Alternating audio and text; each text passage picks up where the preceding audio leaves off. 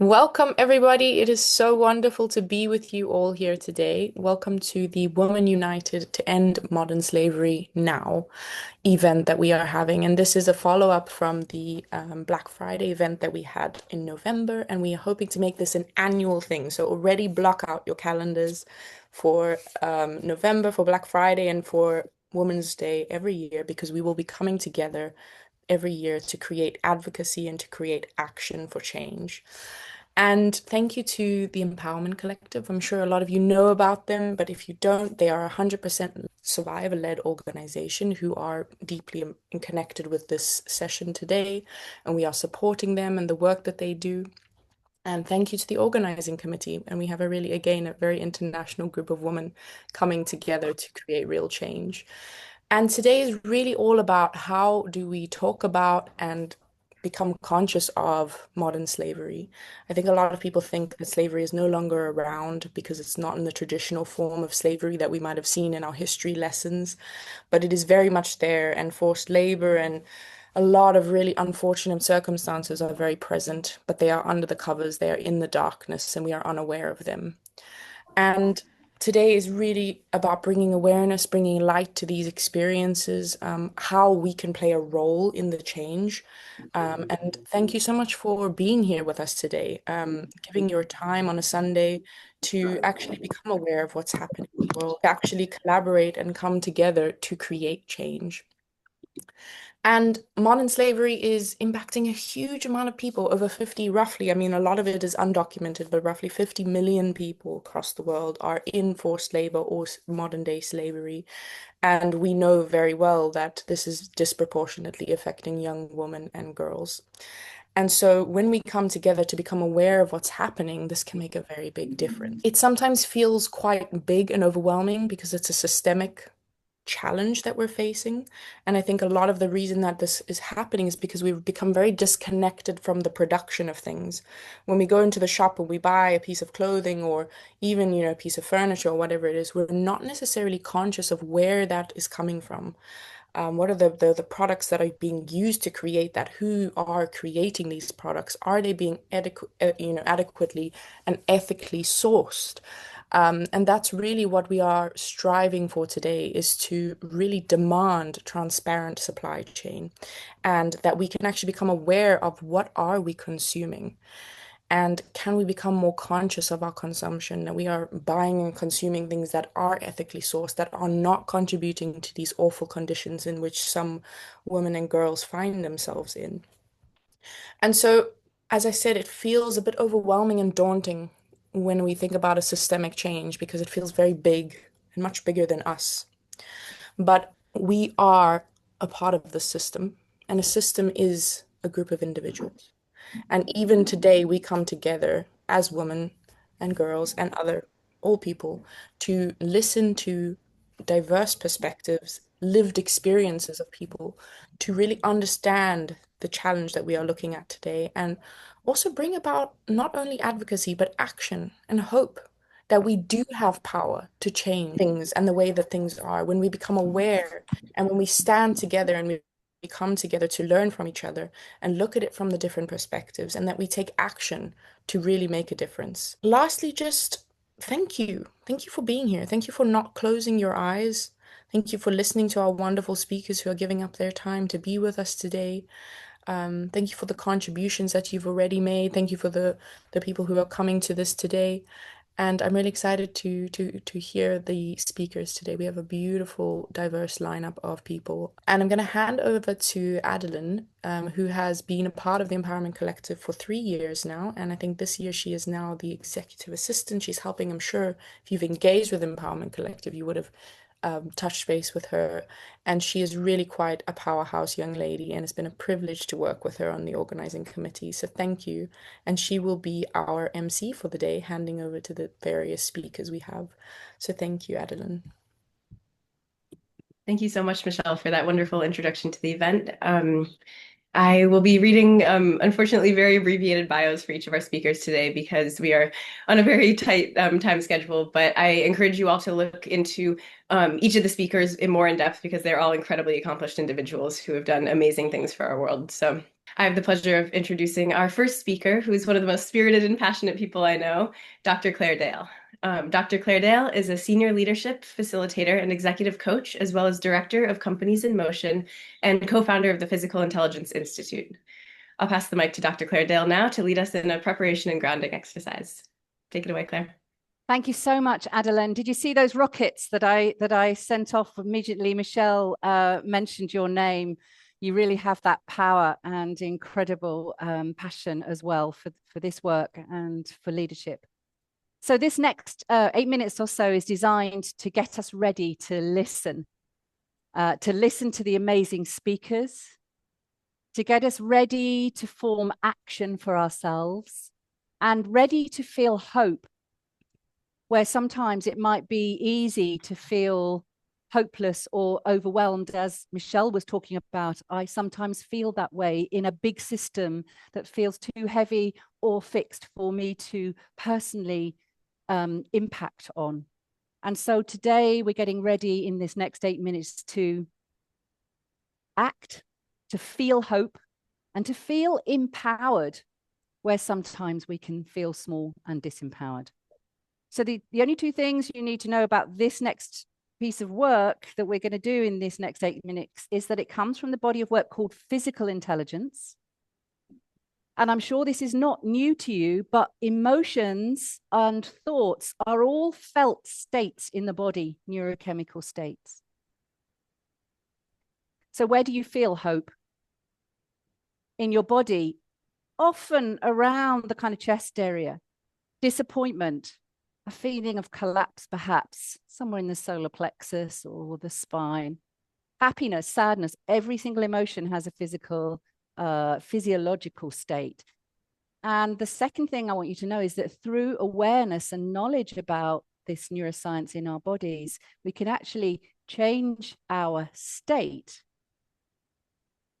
If we know how and we're focused and we're conscious, we can change our state to be able to feel empowered, big enough, connected enough to take on and be active in those big systems that we're facing.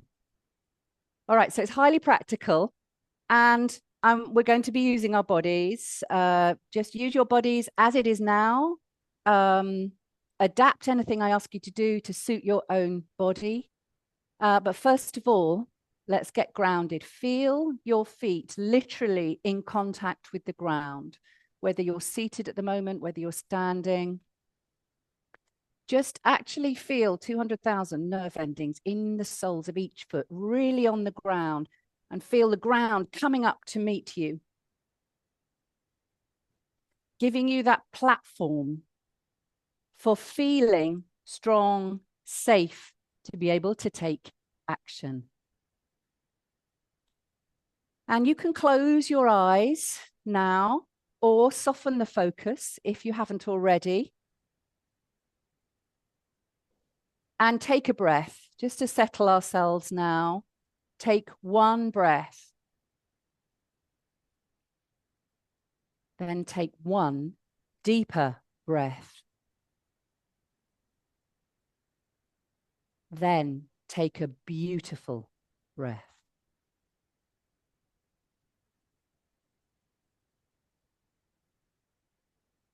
And just for a moment, we're going to recognize negative state.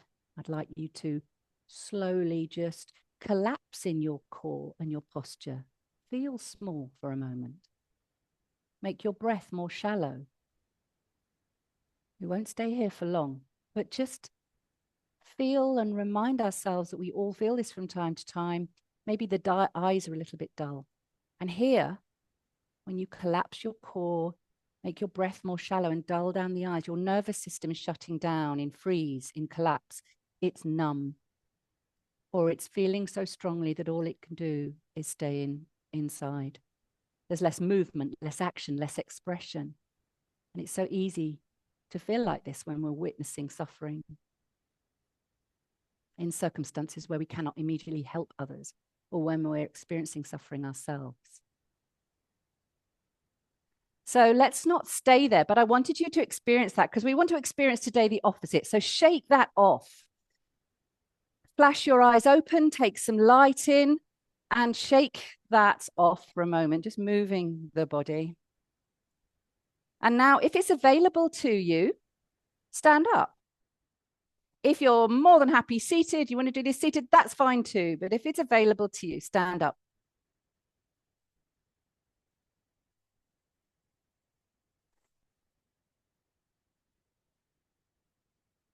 And stand in a position of strength right now.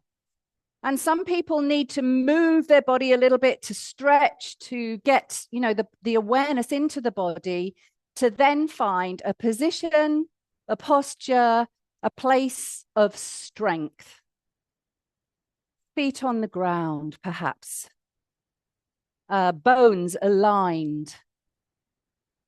Maybe you want to stamp one foot into the ground and stamp the other foot in the ground to feel firm. Maybe you want to lengthen your posture and widen your posture. And maybe you want to breathe deeply into your body to fuel your energy and your resources and awaken your nervous system for action and hope. Action and hope. So where in your body do you feel hope? Put your hand on it. If you can locate it, put your hand directly. Where do you feel hope in your body? I tend to feel it in my chest, maybe in my spine as well. Where do you feel hope? And if you've got a location, some people might find it somewhere else.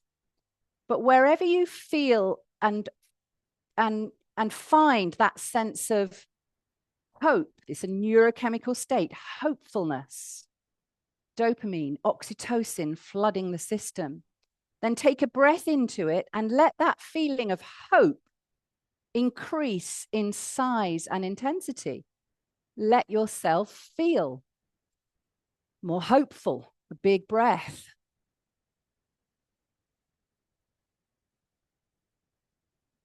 And if that doesn't make any sense to you, not to worry. We're going quickly to a place where I'm asking you to feel an embodied sense of feeling hopeful, optimistic. Might be just raising your chin, gives you a little bit of a feeling of hope for the future. And now, where do you feel your action comes from? Sometimes for me, I find that much deeper in the belly, like I'm going to move on something. I want to take action. You might find it in your feet. And can you activate yourself to feel action? Again, letting that feeling of ready for action increase in size, intensity in your body. Big breaths. And we're really now getting into the physiology of hope and action. And research tells us when you raise the chin, you get the chemistry of optimism and hope coming through your body. So one thing about working with Nasreen Sheikh over the last 5 years is that she leads from the heart. An old Roman saying taken from a quote by the poet Virgil over 2,000 years ago, love conquers all. So finally, in this piece of practical work, we're going to just do a little bit of work on, we call it the cardiac brain. It's nerves that are in the heart tissue that will release these chemicals of compassion, courage, and action. The chemical is oxytocin. I'm sure many of you will have heard about that chemical. So we're going to focus on the heart area. Can you take your own hands to your chest and just through circling them, just raise your awareness of that area of the body. Keep breathing.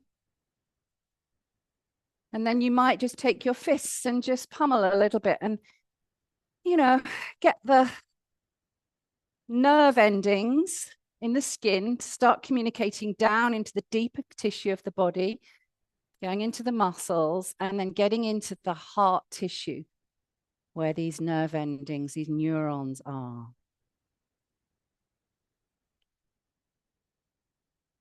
And now we're going to do a final thing, something very powerful.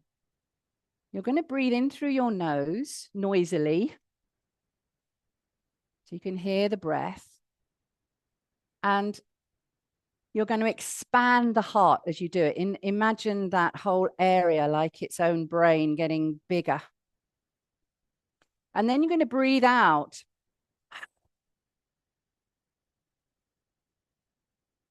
Opening the arms like that. And you're imagining breathing out compassion, support, hope, action, optimism to every single person held in modern slavery on this planet. Okay, and we're going to do that powerful thing 3 times. So to remind you, you breathe in through the nose and you expand the heart area. And on the out breath,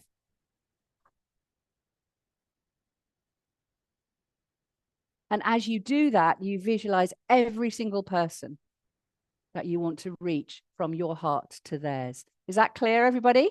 Just give me a thumbs up from those that I can see. All right, so we can do that 3 times. Hands start here on the chest. Breathe in through the nose and fill that heart area. Here we go. When you're filled up,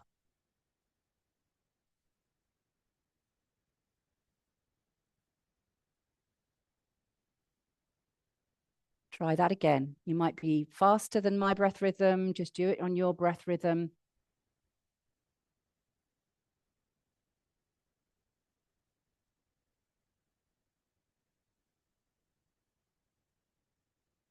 Reaching all 4 corners of this planet.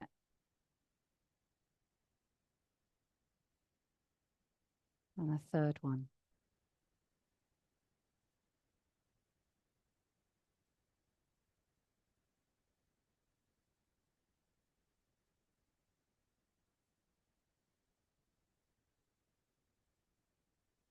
So when we go through today and we're listening to the speakers, my call to action is to notice when you start to tense or go into collapse or freeze. Maybe something feels a little impossible. Maybe something someone says today triggers you and you subtly start to shut down. Notice the body, notice the emotional mental state, tune into the body, breathe into it, and actively rebuild hope and action. Handing back to you, Adeline. Thank you so much, Claire. It's kind of miraculous how effective that is. I feel so grounded and ready to experience the rest of the event. I also love the idea of getting ready to feel hope. And I think that that's the perfect segue into our next speaker who embodies hope more than anyone else I know. I'd like to introduce Nesreen Sheikh, who is the founder and the heart and soul of Empowerment Collective. And as a survivor of modern slavery, she leads from lived experience and advocates tirelessly for a transparent global economic system. Nesreen, take it away. Wonderful, Claire, and thank you so much, Adeline, for such a wonderful welcome, and Michelle. Thank you to all of you for joining us today. I am personally connecting you from Kathmandu, Nepal.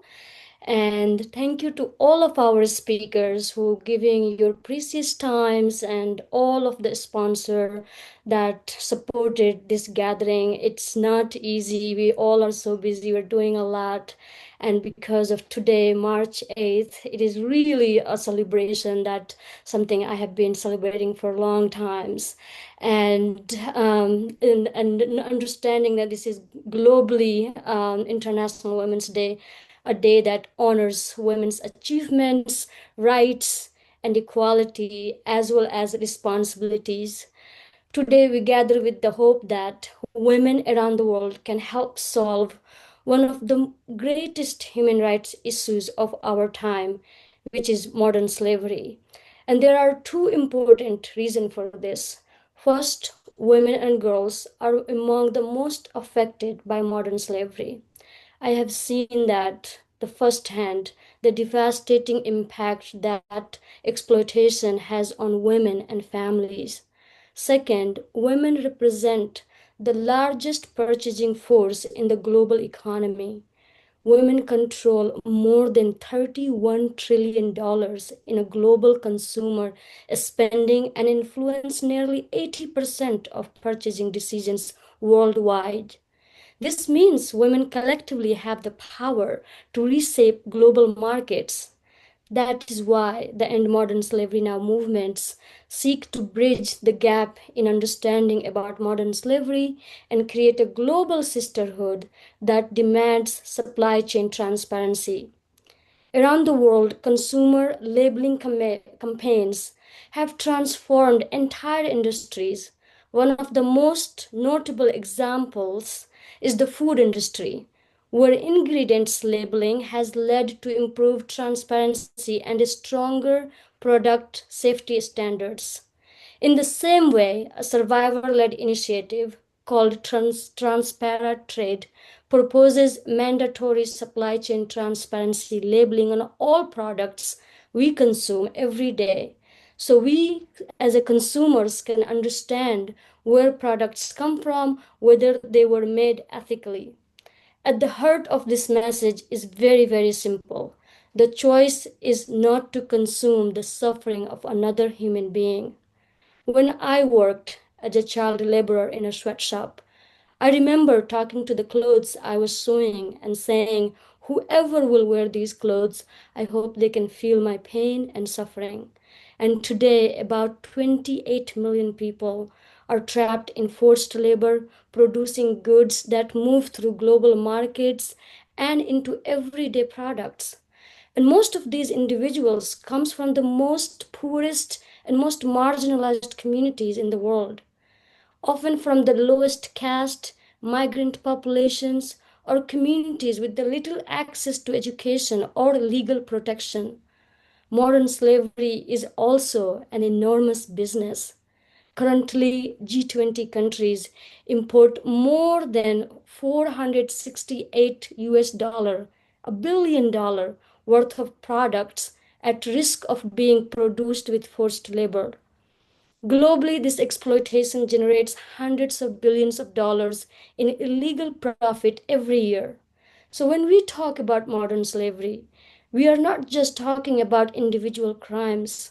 We are also talking about a global economic system that allows exploitation to hide inside everyday products. That same system is also another crisis, which is the climate crisis. More than half of global greenhouse gas emissions are linked to the productions and consumption of goods. Industries associated with the modern slavery, including agriculture, mining, fishing, and garment manufacturing, are also the industry driving deforestation, pollution, and ecosystem destruction. Global research shows that supply chain contributes to over 90% of total land use related to biodiversity loss in linked to the way material resources are extracted and processed for our global economy. So when we consume products without knowing where they come from, we may unknowingly participate in two systems at the same time, one that exploits people and one that exploits the planet. This is why modern slavery, extreme poverty, and the climate crisis are deeply interconnected. Today, we also stand at another critical moment, and we are entering a new era defined by the artificial intelligence, a global data system. Our artificial intelligence is being trained on enormous amounts of economic data that reflects how our markets currently operate. If those markets contain hidden exploitation, we must ask an important question. What happens when artificial intelligence begin optimizing the very system that created these problems?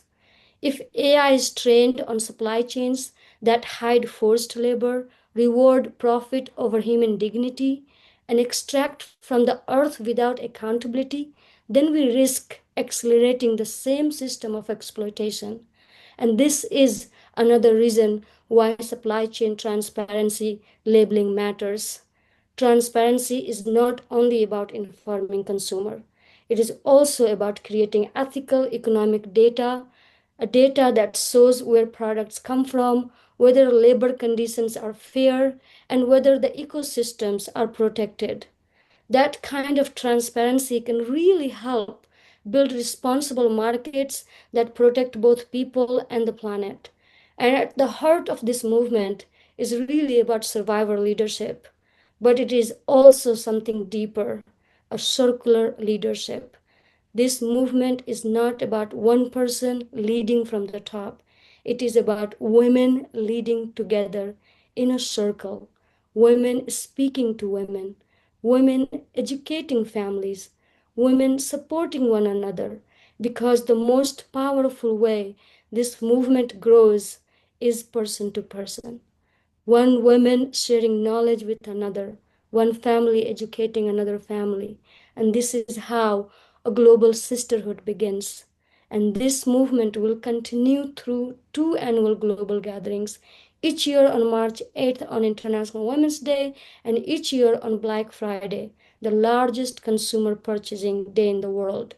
So today, on this International Women's Day in 2026, we are beginning a movement where women around the world stand together and say, we demand to know, we demand transparency at the foundation of our global economy. We demand mandatory supply chain transparency labeling on all products consumed within our homes, villages, and nations. And I hope one day the next generation will say that in our time we stood together, we spoke up, and we helped end modern day slavery. Thank you everyone for being here today, and I really appreciate you, and I'm very much looking forward to hear from every one of you. Thank you for being here. Thank you, Nasreen, for grounding us all in the multitude of reasons why it is so essential that we are gathered here today. I'd like to welcome our next speaker, Johar Ilham, who is an author, rights activist, and the daughter of Uyghur scholar Ilham Tohti, an internationally renowned moderate voice dedicated to bridging the gap between Uyghur people and the Han Chinese. Welcome, Johar. Thank you very much, Adeline, and thank you very much, Nasreen, for inviting me to this very powerful event today. It is a very emotional day for me. It's been 13 years since I have seen my family. My name is Jawhar Ilham, and well, first of all, Ramadan Mubarak to everyone. May peace be upon you. I am an Uyghur rights advocate. I am from the Uyghur region, a region occupied by the Chinese government, which the Chinese government call Xinjiang. Some of you know me as the daughter of jailed Uyghur economist Ilham Tohti. 13 years ago, as a teenager, I came to the US all alone without knowing anyone, without knowing English, without money, after my father was arrested in front of my eyes at the Beijing International Airport. I boarded the plane by myself. He is now serving a life sentence on trumped-up charges of separatism as part of a crackdown by the Chinese government on Uyghur descent. Becoming a human rights advocate was never my plan or part of my choice when I was a teenager, when I first came to this country. But I had to learn to be strong so I could speak out for my family and my community.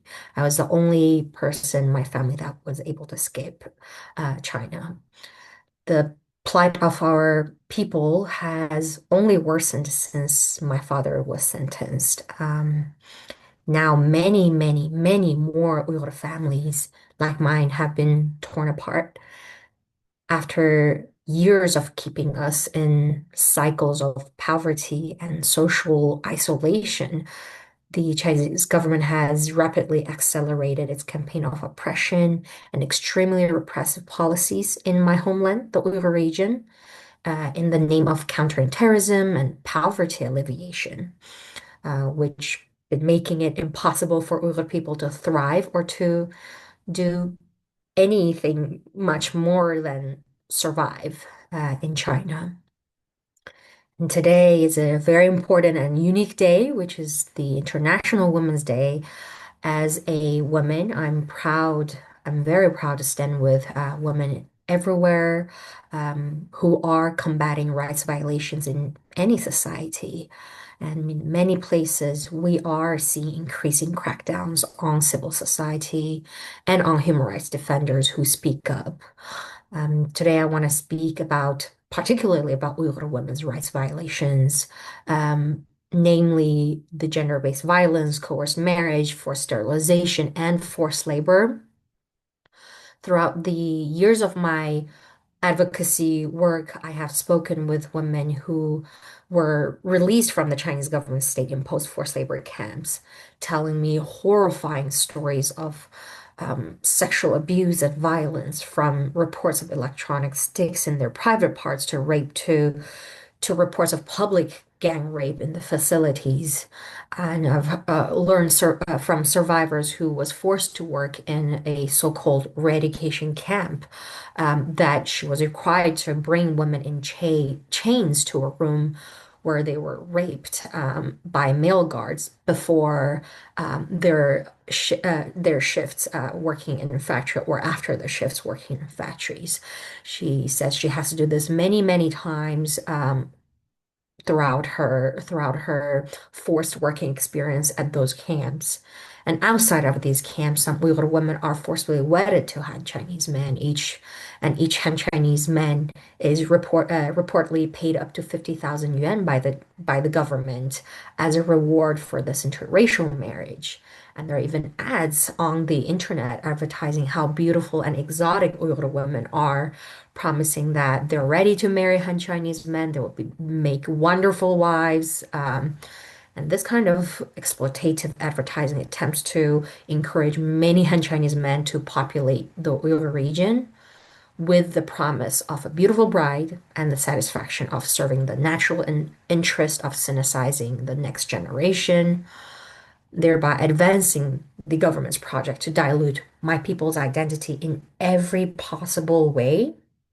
And if the women refuse to be vetted to the Han Chinese men, what happens?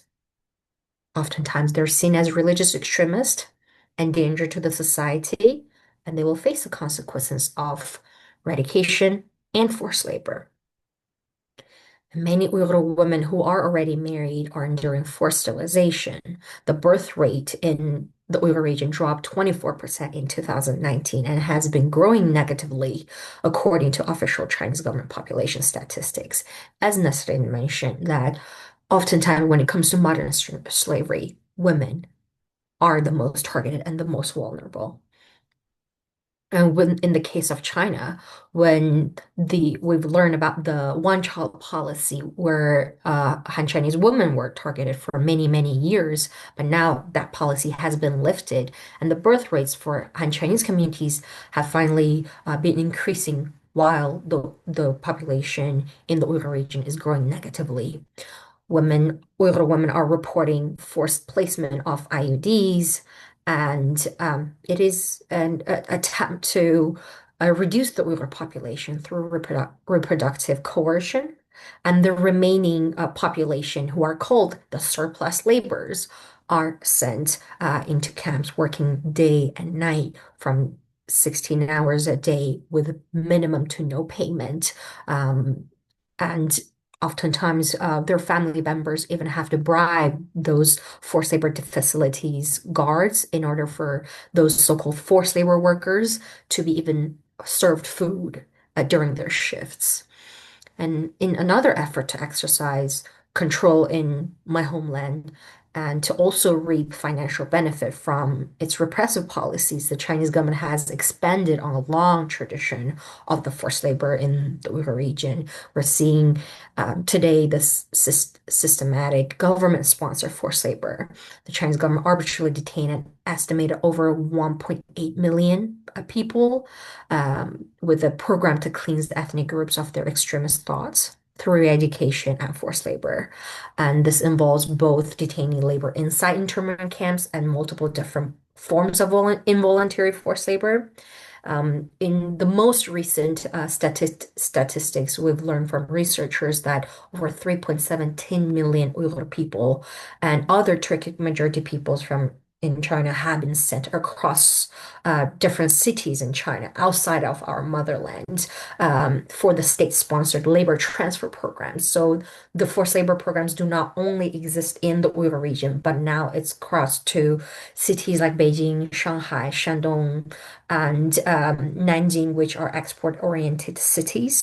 And these abuses are bolstered by a pervasive technology-enabled system of mass surveillance and the past complicity of global corporations in forced labor in the Uyghur region is now very well documented, whether it's the apparel industry or agriculture or in the solar sector, among at least 17 other major global industries. And this complicity did not just happen today or the past couple of years. It has been happening for decades, but it has only been curtailed recently through a combination of mounting public pressure on corporations and increasingly strong regulatory action by whether it's the US government or governments in EU. And I am pleased to see those changes and to see the actions are gradually being taken by global leaders. However, it is not enough. Virtually all leading global companies have made commitments, public commitments, since decades ago to maintain high labor standards in their supply chains. It's written in their websites, in their investors' reports, yet most of them were content to, they're still sourcing cotton, polysilicon, aluminum, tomatoes, and many, many, many more products from the Uyghur region where evidence of widespread state-sponsored forced labor is rampant and it should be impossible to ignore. And that's why, as a Uyghur labor rights advocate, I believe strong legislative action by state leaders to prohibit corporate complicity is extremely essential. And given the scale of the state-imposed forced labor in my homeland, it is necessary to assume that all products produced, whether it's partially or in whole, in my homeland in the Uyghur region are at high risk of being tainted by forced labor. Any product in any sector. I'm personally committed to challenging forced labor and other labor rights abuses everywhere they occur, whether it's in the Uyghur region or in Bangladesh or in Indonesia or Romania. The gravity of the systemic forced labor in the Uyghur region and the contexts in which it is occurring are unique, where, as I mentioned, it is state imposed and widespread to all across China. Large-scale abuse of fundamental worker rights is a global problem, and we have identified egregious violations of worker rights in the supply chains of dozens of leading brands and retailers, as I mentioned, from Indonesia to Bangladesh to Guatemala. And in the US, there was this law that passed. It's called Uyghur Forced Labor Prevention Act, which is one of the strongest worker rights-centered and with a regional focus, a law that's been passed since the 1930s, one of the strongest ones, and is a vital step toward ending forced labor in the Uyghur region. After decades of US trade policies and trade agreements that give shrift to worker rights, it is also a vital precedent for an approach to global trade that privileges the rights and worth of human beings over the narrow interest of globe-trotting corporate giants. I believe that if brands and retailers stop sourcing goods from the Uyghur region, it would help bring us one step closer to the end of this widespread repression because it will make it less profitable for states that are profiting, that are benefiting from the abuse of my people. I share my father's story today to implore corporations to do the right thing, and for companies to agree to scrub their supply chain of any touch points in the Uyghur region. It is a step forward to free their business and us as customers from complicity in such human rights abuses. And we as consumers, we have a power, and oftentimes I believe people forget that, and they ignore how strong we consumers are. We're not aware of our voices, the power of our voices and our choices. And like the Uyghur women who are trapped in captivity in China, we can choose to pressure, whether it's international corporations and to hold them accountable, or legislators. We can push for legislations to be passed around the world and demand for powerful import bans to be implemented at the customs so products made by the blood and sweats and tears of our sisters around the world won't end up in our pantry or our closets. I really appreciate to be here today. And I would love to stay in touch with all these powerful women who has joined today's panel. And I look forward to having many, many more strong women and men to join our fight to end modern slavery, to end the sufferings of our Uyghur sisters and brothers who are trapped in such repressive systems. And thank you very much. Thank you so much, Johar, for sharing your story of immense strength and resilience in the face of the horror of the human rights violations that you've described. And thank you for everything you're doing to spread awareness and to advocate for this change. It's amazing. I'm honored to announce our next accomplished speaker, Thea Lee. Thea Lee is the Deputy Undersecretary for International Labor Affairs at the U.S. Department of Labor. She previously served as President of the Economic Policy Institute and Deputy Chief of Staff at the American Federation of Labor and Congress of Industrial Organizations. Welcome, Thea. Thank you so much, Adeline. What an honor it is to be with all of you today, to be part of this global sisterhood, this powerful global sisterhood. And thank you to Nasreen, Adeline, and to Juher, extraordinary stories. And this topic is something, of course, I hold dear: women's rights, workers' rights, and global supply chains. As we're discussing today, women are more vulnerable than men to exploitation, to trafficking, modern slavery, and forced labor. In the workforce, this is especially true.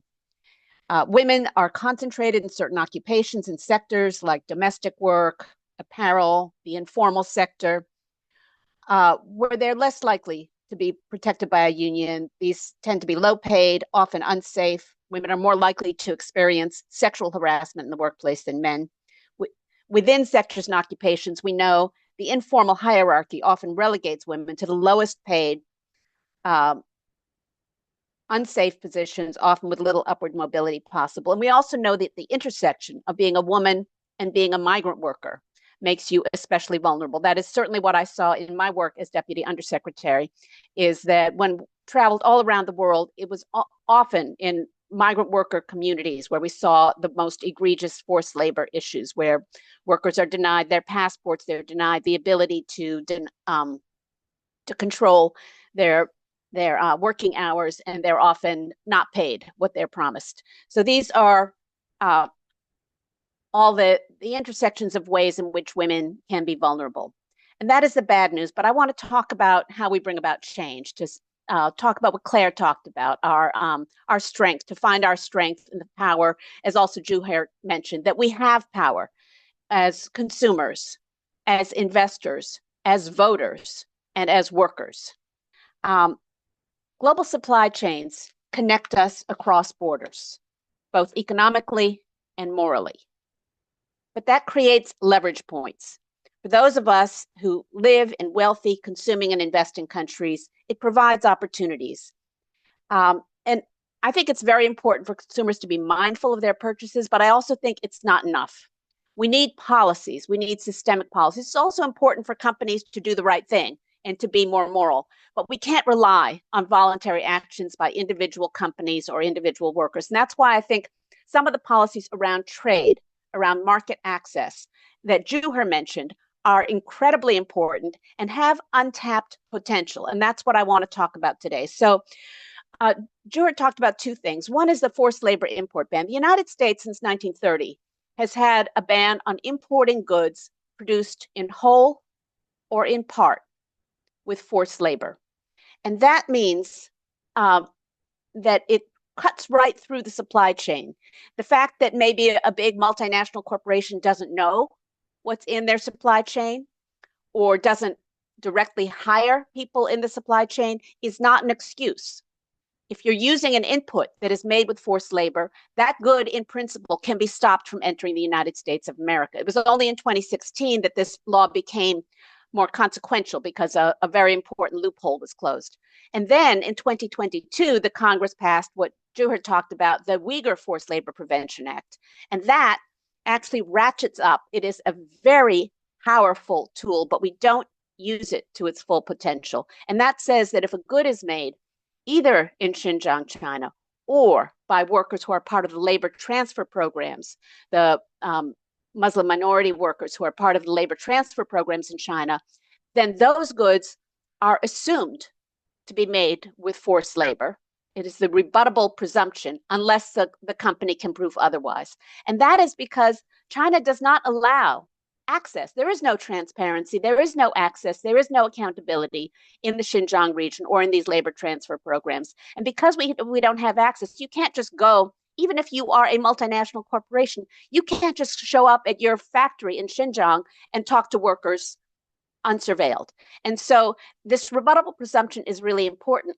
But one thing I want to just bring to everybody's attention is that the current administration has basically ceased enforcing the Uyghur Forced Labor Prevention Act. The number of shipments that have been stopped under this act has dropped dramatically in 2025, and the number of there have been no entities, that is the companies that are known to be participating in these terrible labor practices, there have been none added in this administration. So that's a place where voters can put pressure on governments, on their legislators, on their representatives to say, these tools exist. The Uyghur Forced Labor Prevention Act was passed almost unanimously in the US Congress, which is extraordinary. And we need both the Republicans and the Democrats, the business and labor to come together and actually use the leverage that we have given ourselves. And within the European Union, we have the CSDDD, the mandatory due diligence law, which has been watered down, partly because the US government negotiated to make that less powerful, to have it apply to fewer companies and to be less useful. But again, this is something where citizens of the European Union can and should be speaking up to say, we don't want to see that legislation watered down, and individual countries in the European Union can enact stronger laws. And that is the process that's going to be happening over the next couple of years. And I encourage people to be involved with it. So let me get to a couple of points about mandatory supply chain labeling. Why is this important? It's important because that's where the money and the power are. It's very challenging, almost impossible to fix supply chain egregious worker rights practices, forced labor at the ground. That's where there's no power, there's no money. Farmers, miners, manufacturers, where the money is and the power is at the top of the global supply chain, the big brands, and they have the power, they have the choice to fix those problems if they choose to do so. But they have constructed elaborate subcontracting and outsourcing structures to insulate them from knowledge and accountability. I've been doing this work for 35 years as an economist, a labor advocate, and a government official. And over that time, I've had countless corporate officials tell me, it's just impossible. How could they possibly know what's in their supply chain? They have thousands of subcontractors. But this is a business choice. Nobody forced them to have thousands of subcontractors. Nobody forced them not to know. And the truth is, when they want to know what's in their supply chain, they absolutely have the power to do that. Two quick examples. One is, if they find out that lettuce has been tainted by E. coli, they can pluck it right off of the grocery shelves down to the level of the farm. They know where it came from. They know where it is.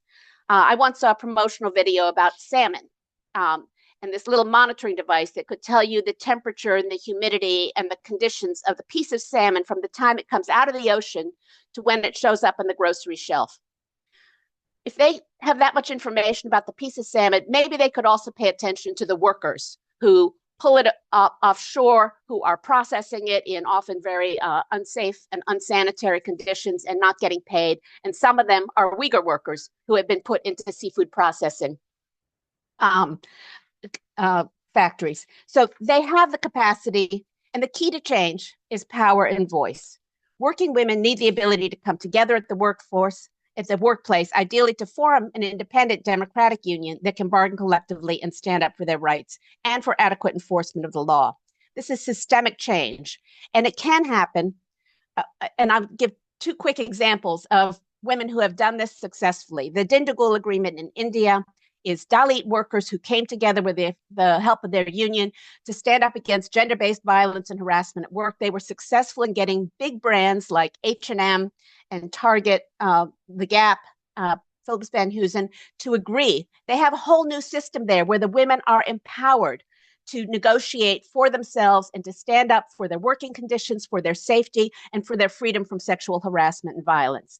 The second example is the Coalition of Immokalee Workers in Florida, now called the Fair Food Program. And again, this is a worker-centered program. It's not the same thing, and I want to make sure you know, as social auditing, where a company audits itself and hires a big corporate social audit firm to tell them that they're doing everything right.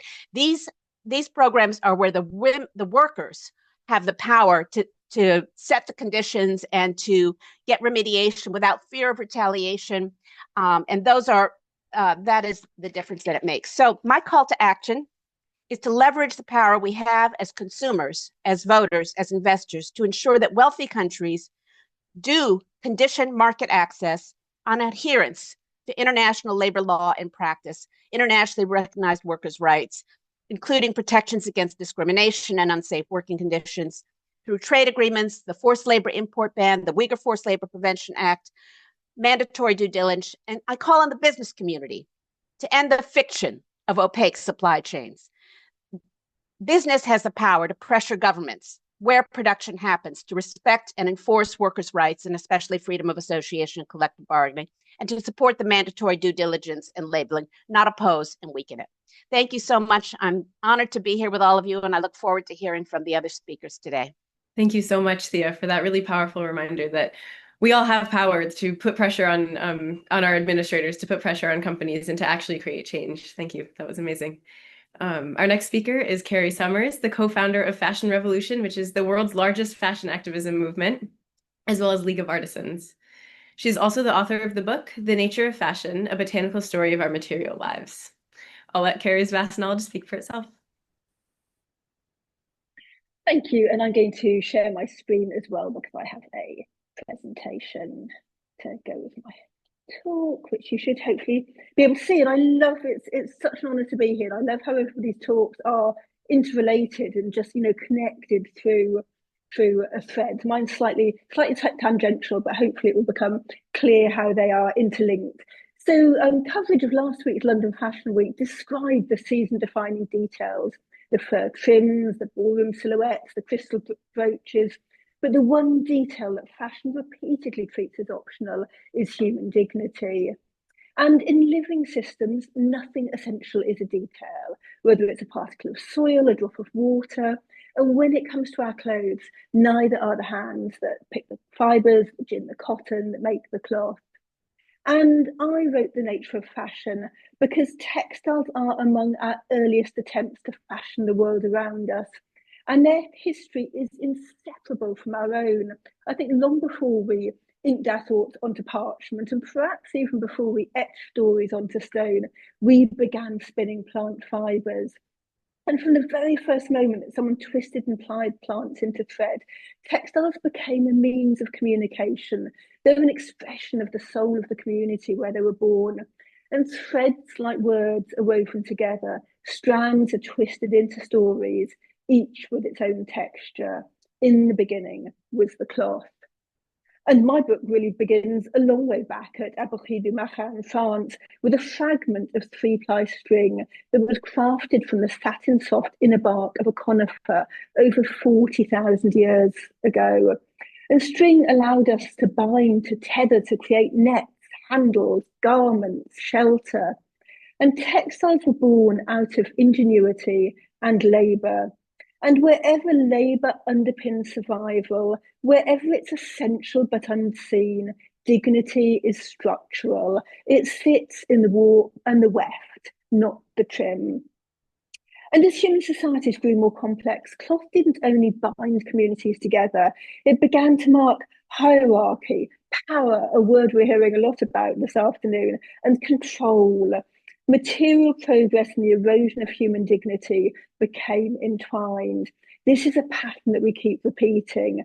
And nowhere is that more stark than in the story in my book about the Kubu. It's one of the later stories in the book. And I thought I'd just read a condensed version for you now. It's called Shifting Geometries. It's set in the Democratic Republic of Congo in 1902. Their hands speak in patterns, their threads sing in opposition. Black shifts to yellow and yellow returns to black. Here in the tropical forests that green the heart of Africa, fibre becomes artistry, the sinews of culture, in a story that begins long before white men hack a hole through the horizon. Their craft begins with a towering palm that rustles its shuttlecock fronds at the sun. With the longest leaves in the world, raffia shelters all life beneath, from tiny termites and their miniature mountains to the vegetative nests of silverback gorillas. The Kuba might dye the fibres bright red with tucula from the heartwood of the camwood tree, or a yellow ochre if they happen across brimstone roots. But whatever the colour, there is always black from river mud to dramatise their shifting geometries. The men and the women work together to create the cloth, working within their clan.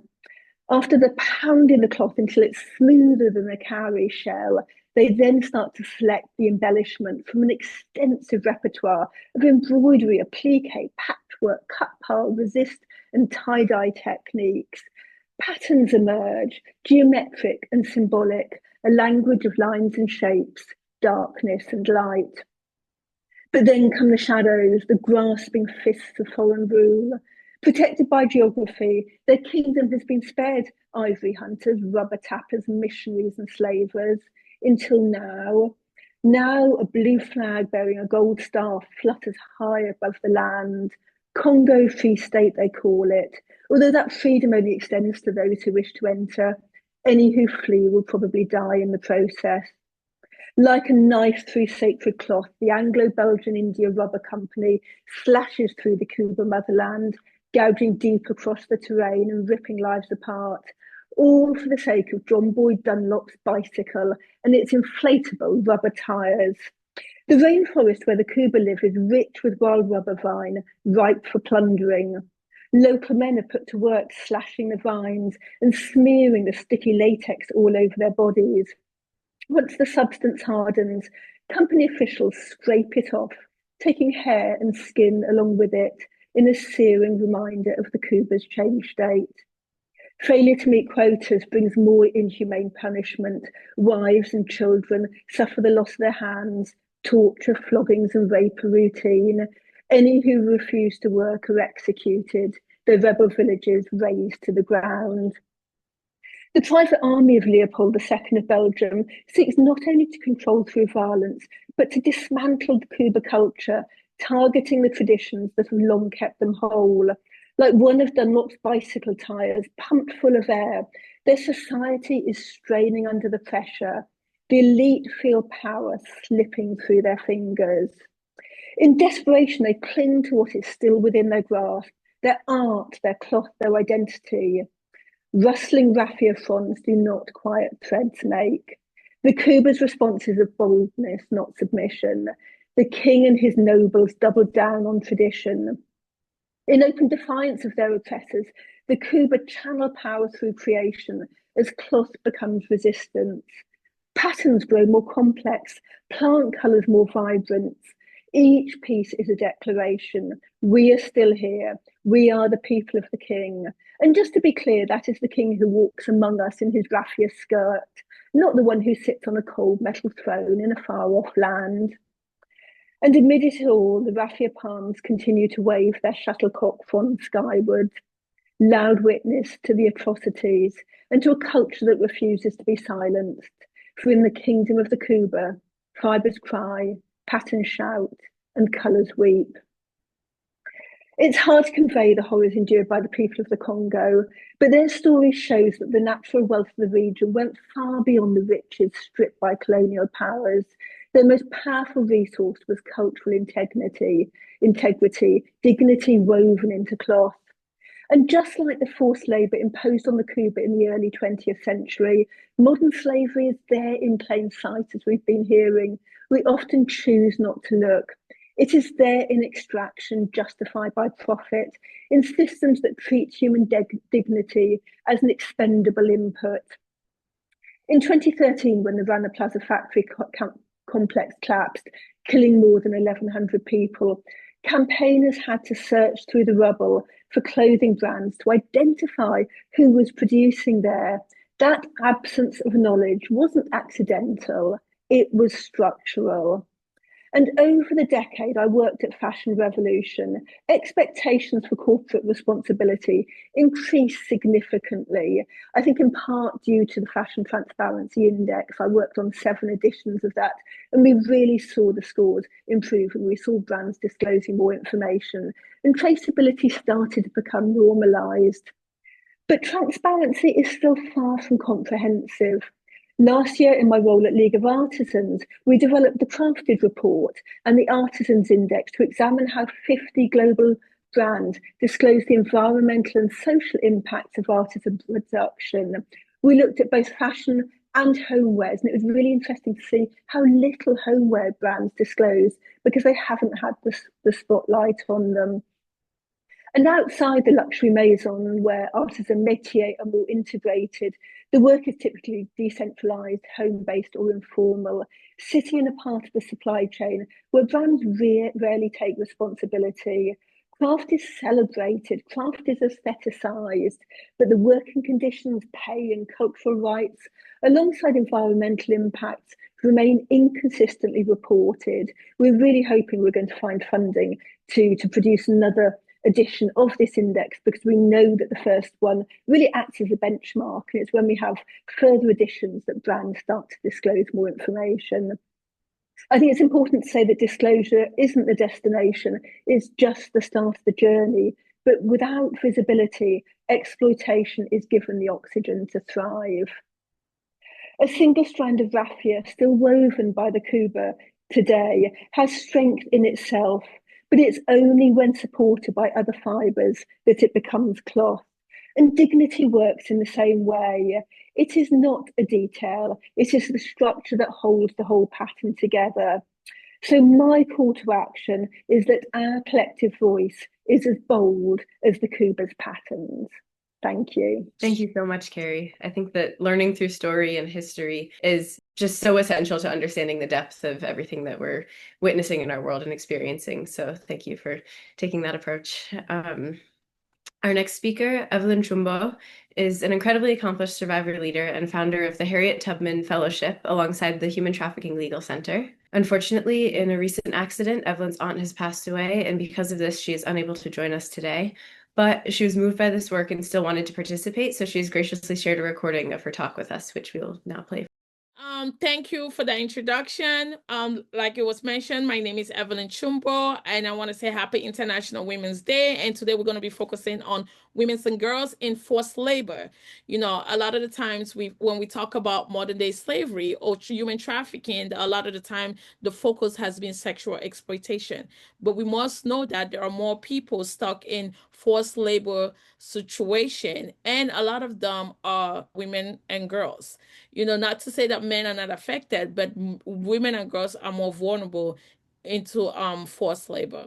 So I'm not going to give you a brief description of what forced labor is all about. You know, I just wanted to show the images. We have more people stuck in forced labor situation. As we are recognizing Women International Month, we really have to work really hard to address forced labor, especially domestic servitude. I was a survivor of domestic servitude from Cameroon to the United States at age 9. But what is forced labor. Forced labor is a form of modern day slavery. As you can see in this image, there's all form of forced labor. We live, our society is built by forced labor.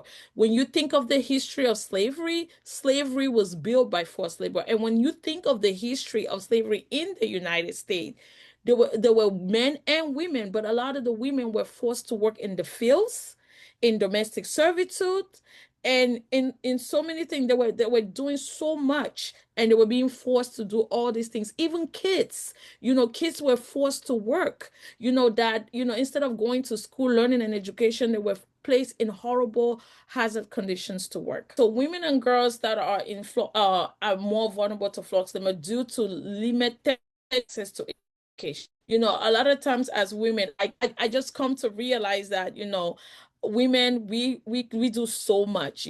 I'm a mother, I'm a daughter, I'm a sister, and I do have brothers, but I have just come to realize that I do so much as a woman. And also not only that, but as a girl, that so much was taken away from me. I was trafficked from Cameroon to the United States at age 9 until 17. But I feel like even with all that I face, I'm still the woman in the house that is taking care of everyone, doing everything, right? Why are women and girls more vulnerable to modern day slavery? Limited access to education, economic marginalization, high risk of gender segregated at work. And it happens a lot. And gender discrimination, all these things are true when it comes to women and girls being more vulnerable to modern day slavery. I was trafficked to work as a domestic servitude. So I was born in Cameroon, in Douala, and I used to be so fascinated by a lot of television shows, The Fresh Prince of Bel-Air, 90210. I thought coming to America, that's what I will be seeing. That's what I at age 9 and be forced to work as a domestic servitude, especially in the country like the United States when slavery was abolished in 1865. My trafficker brought me and other girls here into the United States using one passport. But not that, I said previously why women and girls are more vulnerable to trafficking situation because, like not that I didn't go to school. I went to school in Cameroon, but my mom, as you know, women always taking charge. My mom was in charge. She had this kid. She separated us. I lived with my uncle, and also just felt like me coming to the United States would be a great opportunity. I will get an education. I'll be a lawyer or a doctor, and then I can take care of them back home. There's always that pressure of, especially being the firstborn woman child, right? I'm the first girl, I'm the first daughter. So, that pressure was put on me at such a young age. So I came to the United States. I was forced to work, cook and clean and take care of two of my traffickers' children. Not only that, I was like also physically and mentally abused by my trafficker. I didn't go to school from age 9 until 17. My case was investigated all the way at this picture right here. That was me at my farewell party because everyone was so excited that I was coming to the United States. I was literally a child myself, right? And even if you see the other picture, me holding the baby, that is my niece that I was carrying. And I was, I was living with my uncle, and my uncle worked for a lot of wealthy Cameroonians.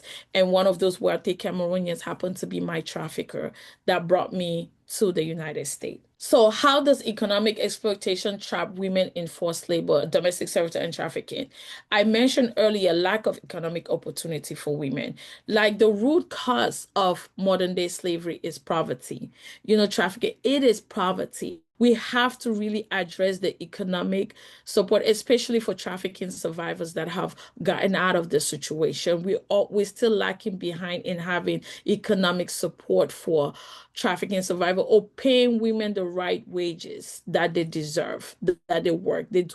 Women do more work than most men that I have met, and, not to repeat myself, but we do so much as women that not only were we forced to work for free, but we became mothers. we became daughters, and we became wives, and then we are still not getting paid the right amount that we deserve. Poverty, the gender wage gap, housing is, and you go to other places to seek better opportunities, and then also forced marriages and cultural expectation. I mentioned that earlier. There's so much of us as foreigners, coming from different culture, that so much is placed on us as women that are expected of us. Just going back a little bit about my experience, I was trafficked from age 9 until 17. I didn't go to school from 9 until 17 in the United States. In the United States, I got out of my situation after being forced into domestic servitude.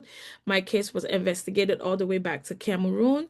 And, I'm taking care of my mom now. My mom has, I think it's stage 4 cancer. And so much that I am doing as a daughter, and these are people that I didn't grow up. They are my biological family, but I did not grow up with them, right? And but I end up, regarding of all the thing I face as a survivor of modern day slavery, I still went to school, got my GED, got my associate, got my bachelor degree, and helping out my family. There are so much expectation that our culture put on us and force us to be vulnerable, that we must see how we can address those gaps and vulnerability. Survivor voices in systemic change. We are the key. We in place. Our voices are being heard. We are the key to make sure that when our voices are in these places, you can create policies that will make change, right? We also have to ensure that supply chains are free from forced labor. There are so many products and things that are being used that are made by women and not getting paid the amount that they deserve. And a lot of companies need to improve their condition and increase wage and start treating women the same amount of money you're going to pay a male. I believe women should also get that same amount. And when we talk about exploitation of women, women are exploited into forced labor, but they also, not only are they being forced to work, they also sexually being exploited while they are working. So women go through so much that we still fighting to get our rights out there. And I always say this: freedom without the opportunity to rise economically is freedom in its name only. Investing in human capital, but not only human capital, but investing in women. I wish we had the first ever women president in the United States, having women in power in places, because we understand we are mothers.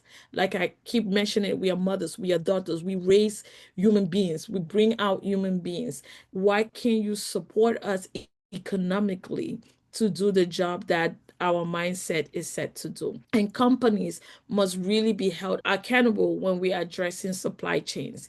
There are a lot of companies that are underpaying women and are still using women, forcing them to work, and not only that, also sexually abusing them. And so I talk about the importance of economic empowerment and supporting women, especially supporting people of labor trafficking. We don't hear a lot about labor trafficking. There's not a lot being addressed, and there are not a lot of opportunities for labor trafficking survivors like myself. And so in 2024, with the help of the organization, the Human Trafficking Legal Center, we launched a fellowship called the Harriet Tubman Fellowship. Harriet Tubman, she was an amazing woman. She was part of the abolitionists in the 1800s to help end slavery in the United States. And she helped a lot of people that were stuck in slavery to escape. And we cannot have International Women's Month without recognizing this amazing Black woman. And that is why our fellowship is called the Harriet Tubman Fellowship. So the Harriet Tubman Fellowship is based in the United States to develop leadership skills. Is over for 2 years worth of period. We offer the fellows 10,000 per year. It's a total of 2 years, so we get a total of 20,000. 10,000 per year for whatever education of their choice that they want. They get to choose. When we talk about empowerment also means giving them a choice.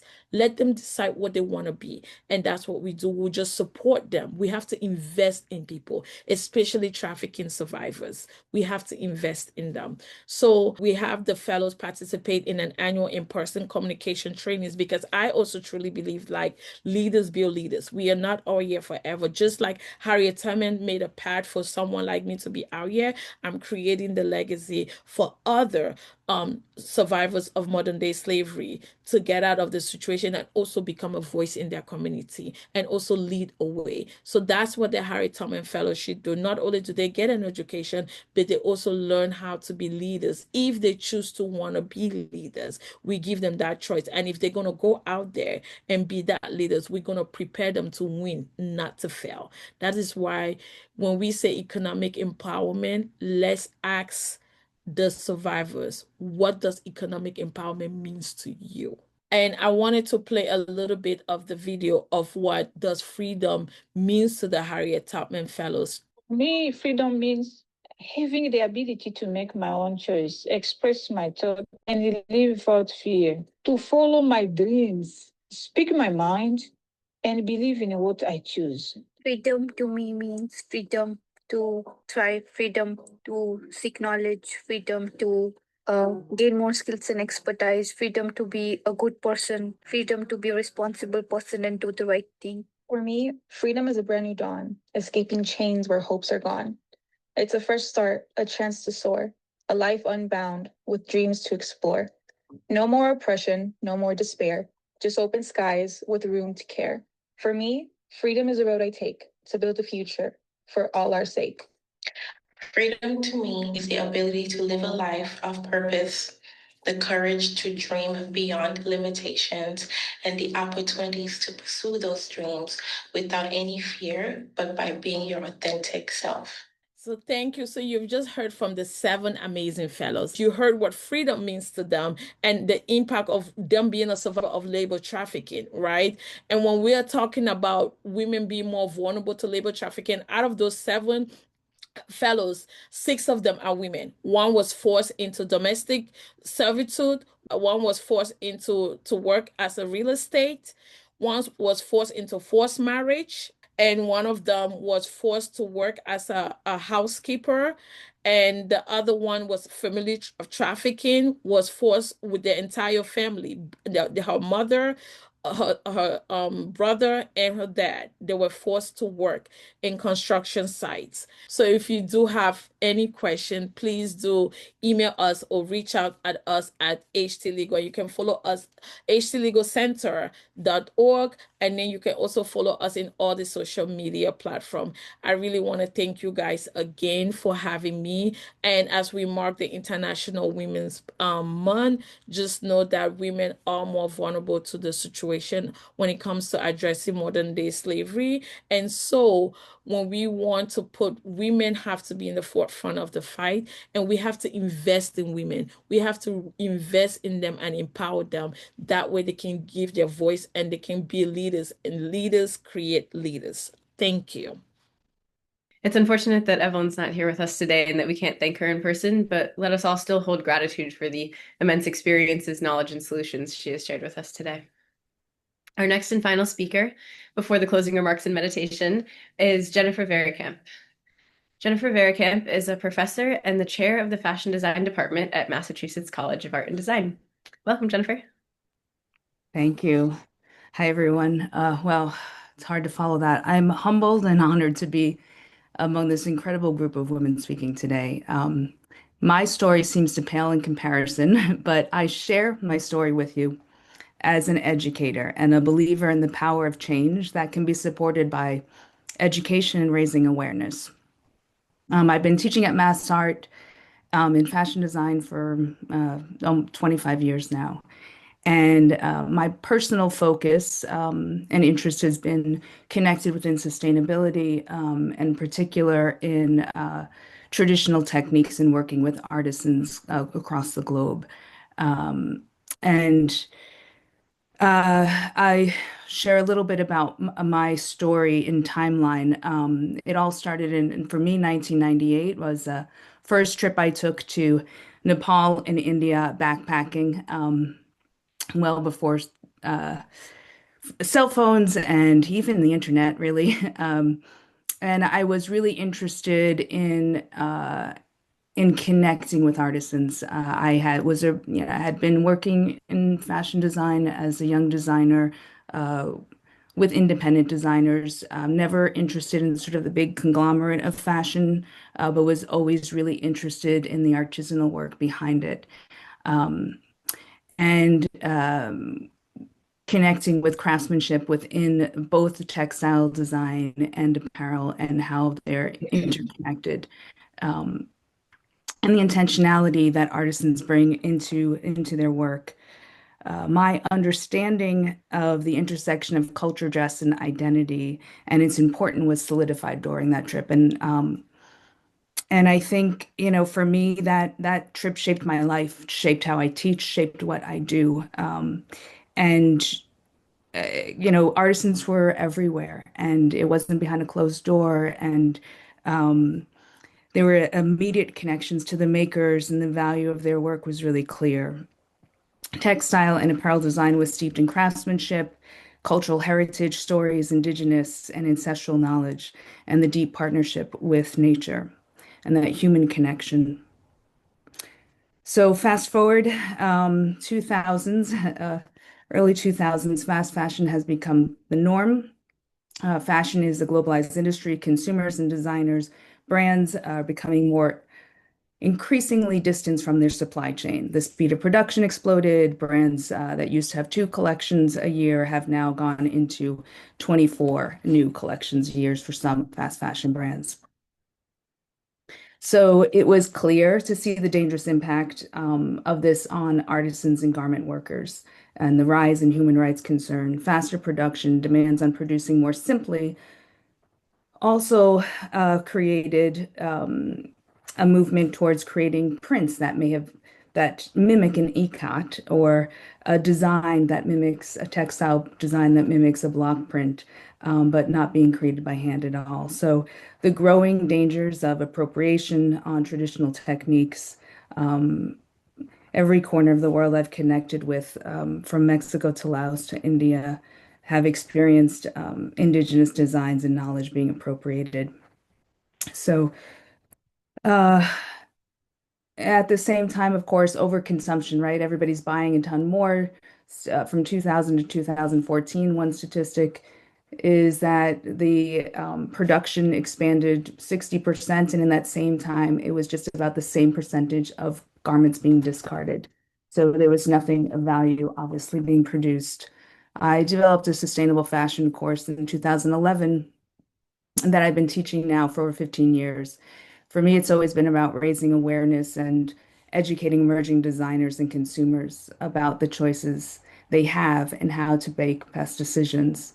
Of course, in 2013, Rana Plaza collapsed and 1,100 garment workers over that were killed. And I think we're sitting here with Carrie Summers from Fashion Revolution. I think that was instrumental. Fashion Revolution was pivotal in raising awareness and on a global platform. I realized at that moment that I also not only to bring sustainability into the classroom, but I needed to get students out. So I had gone back by myself to just to do some work in India again, working with artisans, and also visiting some organic cotton farms. I've been leading travel courses to India and also Laos, focused on sustainable handcrafts and working with social enterprises. But in India, we went and visited some organic cotton farms as well. I really felt it was important for students to understand the source of their materials and the lives in the hands of the people behind the farming. Making that human connection was really important. And understanding the impact that they may have as designers on the lives of these farmers was a really important piece for me to at least get them some exposure to. And I think, it's been said by many speakers already is in the past 15 years, there have been a lot of great changes in sustainable practices.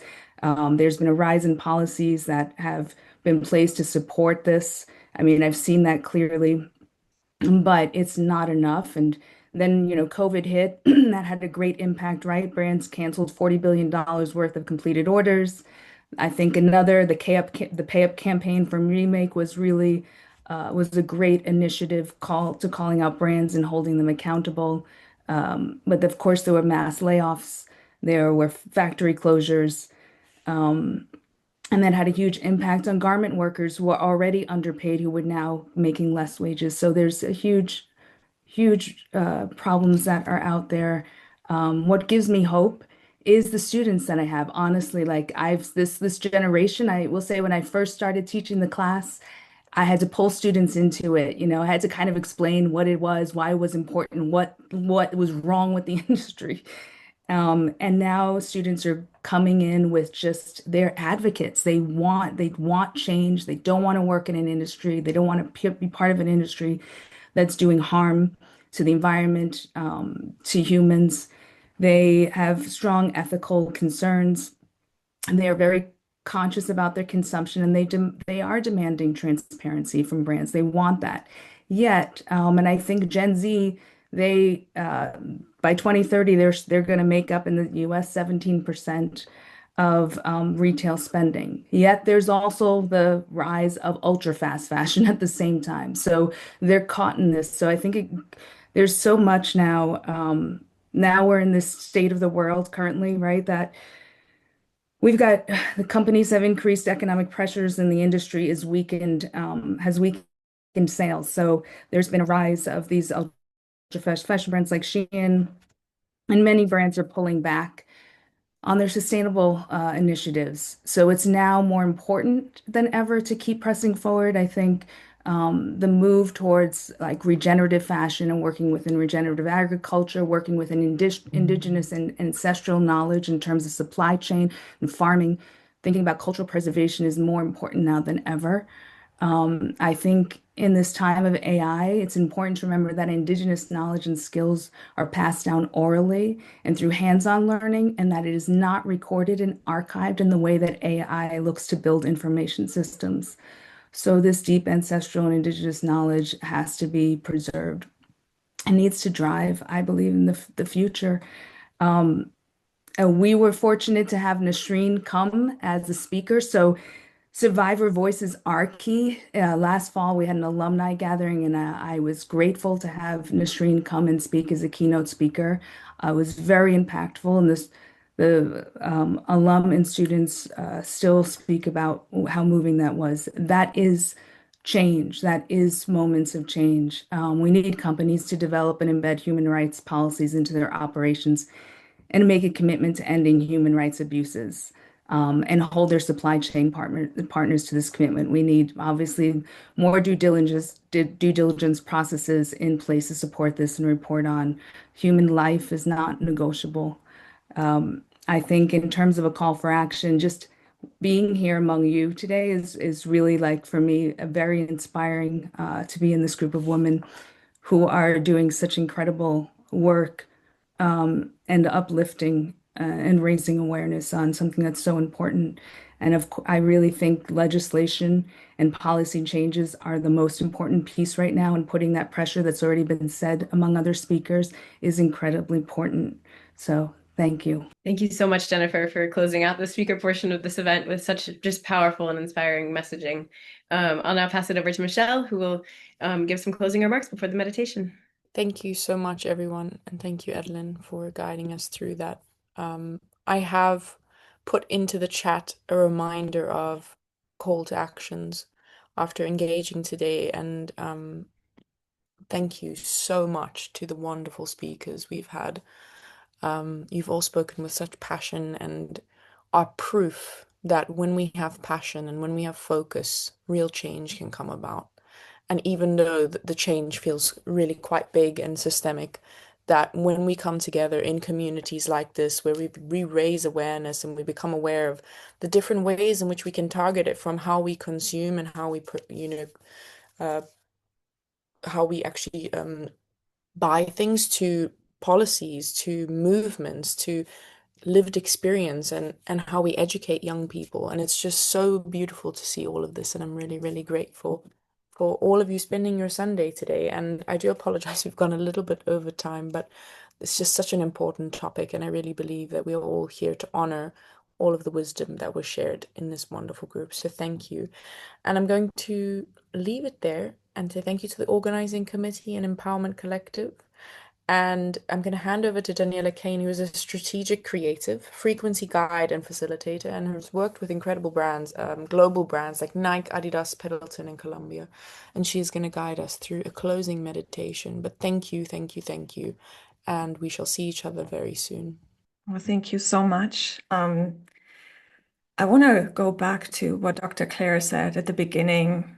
I don't know about you, but when you notice your body and the conversation that we just had and all the incredible speakers and the stories, the very impactful stories, just feel into your body for a second, because I personally can feel it. It is all over my body. So I invite you to just shake this off. Because one thing that, while everybody talked, was, for me, that's the system works exactly as it was designed. The system in which we all live, and where all of these atrocities, the brutality, the oppression, it is designed this way. It is designed this way. And so for the session that I'm going to lead for the couple of minutes, I want to invite you to move from the ordinary to the extraordinary awareness. And I want to invite you to bring one hand to your heart and one hand to your belly. And do a breath, a 3-step breath, where you inhale twice and you exhale once. You're inhaling first into your belly. Let it really fall out. Then you inhale up into your chest and then out.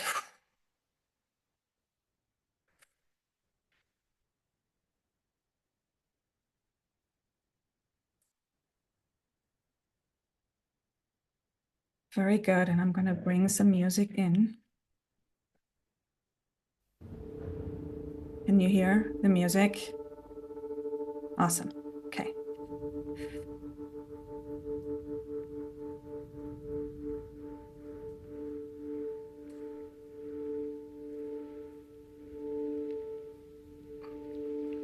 Really bring all of your awareness inside your own body.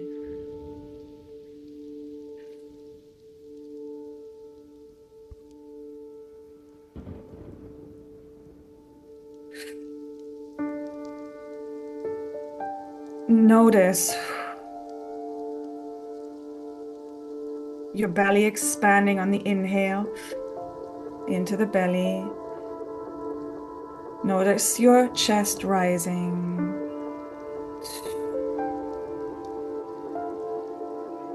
And release on the exhale. Inhale fully into your belly. Up into your chest. And out through the mouth.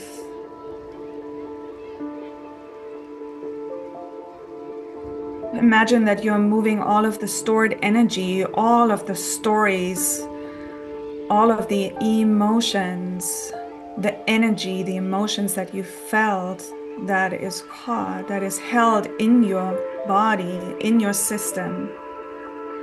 And imagine that you are moving that energy through your system and out of your system just by the breath.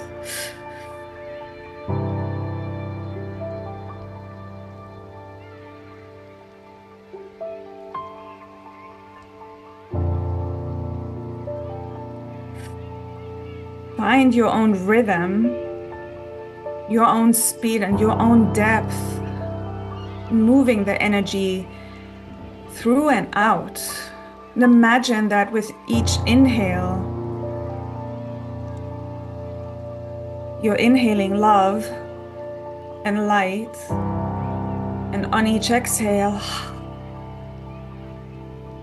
you're just releasing all of the heaviness, all of the things that have been stuck, all of the grief and the pain. Knowing that you are here, you are all empathic, heartlet women.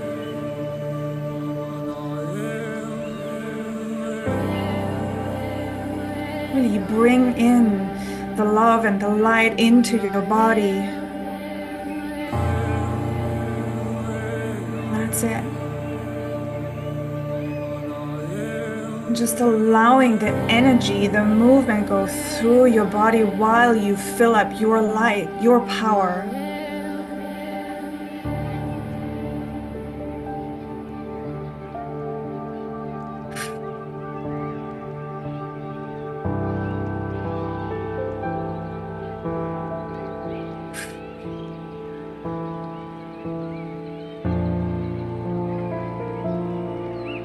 And imagine that each woman, some good men too here on this call, we are connected heart to heart. Just imagine that, or have the intention for that. We're weaving this web across the globe. And imagine that you are rising up from your human body. Just imagine that you're going up, up, up with your consciousness way out into space.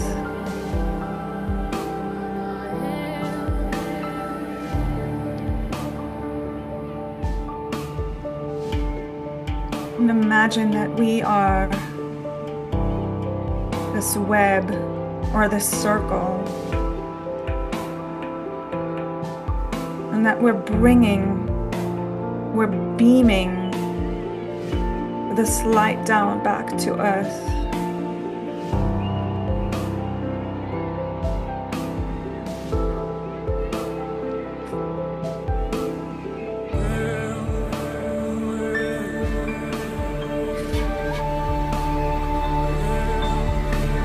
Beaming the light and the love that we carry in our hearts back to anyone who is bound. And imagine shackles breaking, autonomy, agency rising for every human on this planet.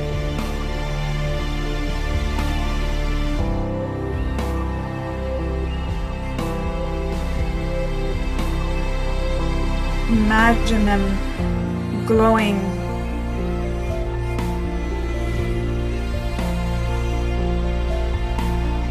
expanding, rising up. They're lifting up their chins.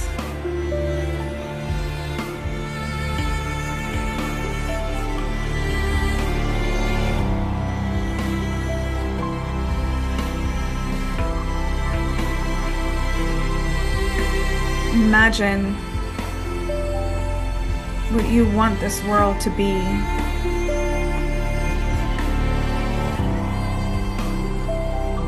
It's just a recent scientific study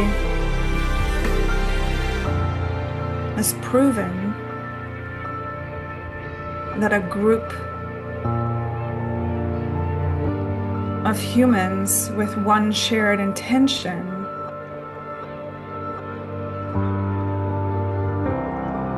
is having an impact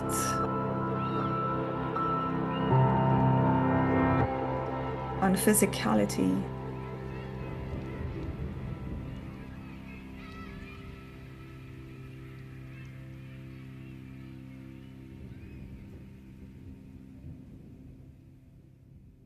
Thank you so much.